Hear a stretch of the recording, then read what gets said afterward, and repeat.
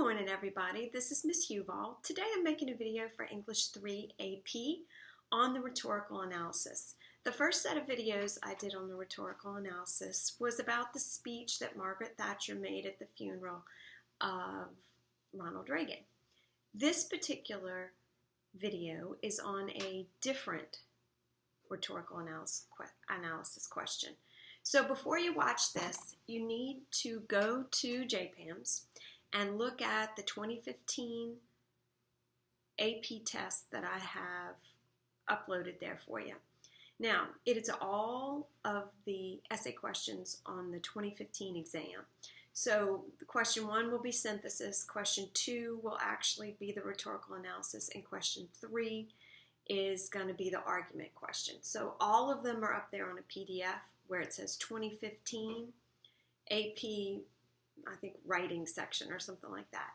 Now, when you open it, you're going to notice that I made a little mistake because it's not, in fact, the 2015 test, it's the 2013 test. Don't be confused. Sorry about that. I must not have my glasses on when I was doing that, or my finger just hit the wrong number.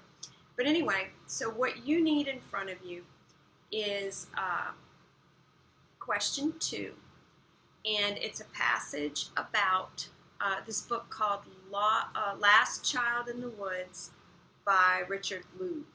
Okay? I want you to read it, and as you're reading it, I want you to be making a list, or if you've printed it out, you can write it on there, of all the rhetorical devices you see. Is there logos, pathos, ethos? How does he structure his argument? Specifically, what does he include? Are there anecdotes? Is there irony? What all is there? Okay? So make yourself a few notes and then come back to the video. Okay, now I'm assuming you've read it and you've put a wee bit of thought into it. You don't have to totally sketch it out, but a wee bit of thought. Now, this is the 2013 prompt about Last Child in the Woods by Richard Louv. Okay, so we've got the rhetorical diamond as ever. Okay, we always start with the rhetorical diamond. And here we've got the author, the audience, the context, and the purpose. So this is what you need to be thinking about as you're reading. I'm not saying you got to write this down on the exam, but remember, on that exam you're going to be crunched for time. But you do need to be thinking about it as you're reading. All right? So we know that the author is Richard Louv. From the prompt, we don't know anything more about him. We don't know if he's a nature enthusiast. We don't know if he's a great writer. We don't know anything much about him beyond his name and the title of his book. And if it's The Last Child in the Woods, then, he's probably, lamenting that fact that kids aren't in the woods learning from nature and so forth. And as we read the selection, we see that that's true. So Richard Louv is our author. His audience is obviously people who are reading his book. And maybe people who are reading his book may be more inclined to be people who value nature based on what we're reading. All right, the context is a book that deals with technology's impact on humanity. Most of his examples that he uses in this passage are examples of the way technology puts a barrier between us and nature. All right, so you think his purpose would be something having to do with encouraging people to look up from their screen before it's too late. Encouraging people not to substitute technology for nature, not to devalue nature in that way, because nature can give us a lot and teach us a lot, and nature has intrinsic value. Okay, so I'm saying that's basically his purpose. And remember, the rhetorical analysis question, let's look at it together at the top. It says the passage below is from Last Child in the Woods, 2008, by Richard Louv. Read the passage carefully. Then in a well-developed essay, analyze the rhetorical strategies Louv uses to develop his argument about the separation between people and nature. Support your analysis with specific references to the text. So this one gives you a little hint as to what his purpose is.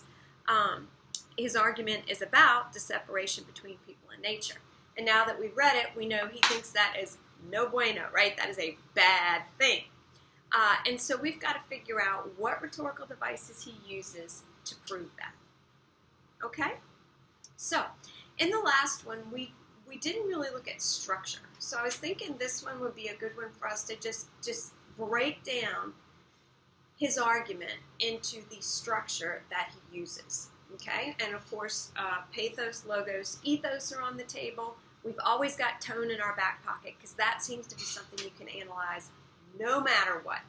And the other ones, our other old faithfuls are, of course, diction, which is word choice. The fancy word for word choice is diction, and connotation. Those are always in our back pocket. All right?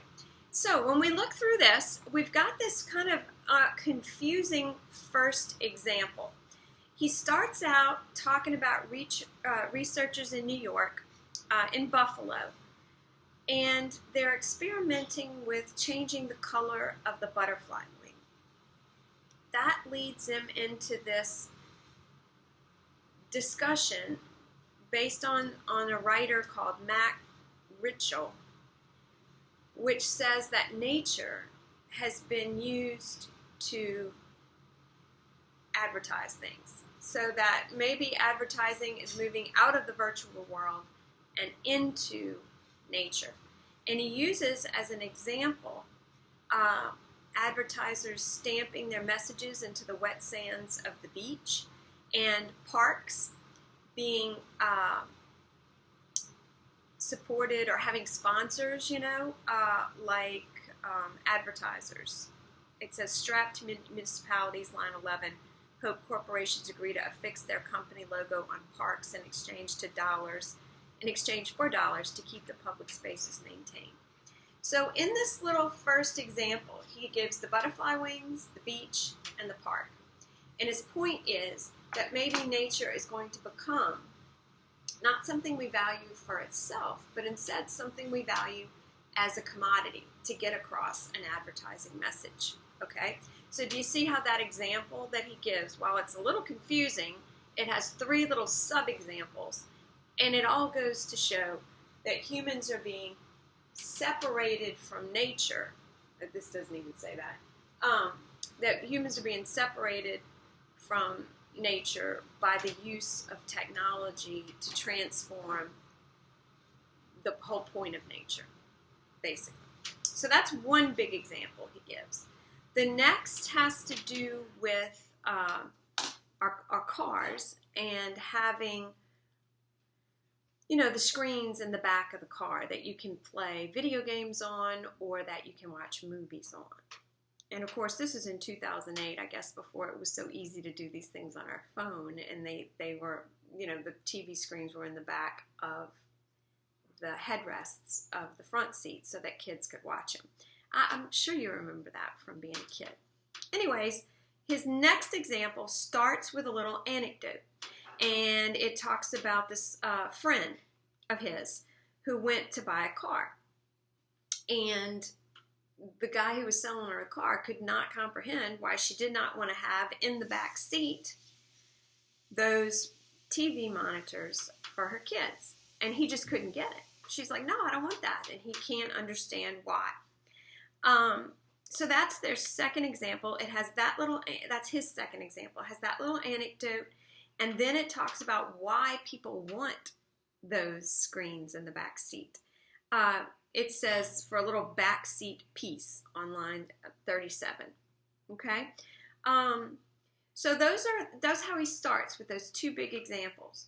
And then he asks the question. On line 43, he says, why do so many Americans say they want their children to watch less TV, yet continue to expand the opportunities for them to watch it? More important, why do so many people no longer consider the physical world worth watching? Of course, we know those are rhetorical questions, and that's pretty good rhetorical device to seize on to. But it's here that he gives you his thesis, basically, his main idea. And he goes on to say in the next couple of paragraphs how it used to be when you were a kid. You would sit in the back seat, and that's kind of how you would learn geography and the way that towns connected to suburbs, connected to the countryside, architecture, farms, woods, rivers.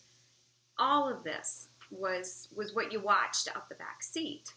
And he uses a metaphor there in line 56, calling it the drive-by movie. This was our drive-by movie, not a drive-in movie, which is a thing of the past that y'all don't know anything about either, but unless you've seen Grease, and then there's a good drive-in movie there. But it's a drive-by movie, okay? And then his last example talks about the future. So he goes from past, what he used to do when he was a kid, and he says, this is what will happen if we don't stop distracting ourselves from nature by the use of all this technology. So he goes from past to future. He says, one day maybe we'll tell our kids about this as though it were a story of crossing the plains in some kind of old-timey wagon. Look at line 60. He says, you did what? They'll ask. Yes, we'll say. It's all true. We actually looked out the car window.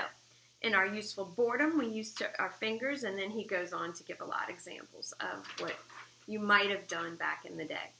Okay? So that's kind of how he structures his argument, through the use of examples. The examples of the advertising in nature, the example of using the backseat entertainment systems, and then the two examples that he uses of what he used to do in the past and how sad it's going to be in the future if those kids don't have that experience, and all they have to do is, all they can rely on is our accounts of those kinds of things. So that's kind of the argument in a nutshell. And when you're reading these things, particularly on the AP exam, you need to think about that. What is the argument in a nutshell, and how is it structured? It won't always be the best thing to analyze, but sometimes it can be a really, really good thing to analyze. Okay? I'm going to stop here and make part 2 about the actual setting up of the essay, because I'm already here about 12 minutes. Okay? Hope you're doing well. See you in a minute.